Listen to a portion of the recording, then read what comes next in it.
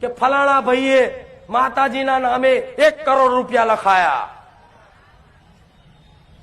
તેવા કોકના નેહાકાના ચીટિંગ કરીને ચોરી કરીને અહીં 1 કરોડ રૂપિયા લખાવે ને, અને એનું મંદિર જો હું બનાવું ને, તે મારા મંદિરના ઘુમટ ઉપર કડિયુગ બેહી જાય.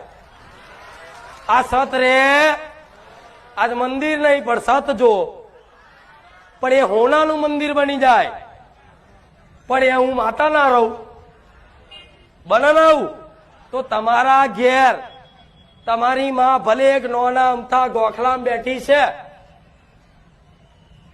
પણ એ જાગતી જ્યોત છે. આ વાત ફરી કીધી, બરોબર? તો એને ભોણું ધરાવવાનું હોય, એને કોઈ પણ વ્યવહાર કરવાનો હોય, એને લાડ એનું બનવાનું હોય, તો આ ચીટિંગ છોડી દેવી, બેમાની છોડી દેવી. છોડી દેશો ને?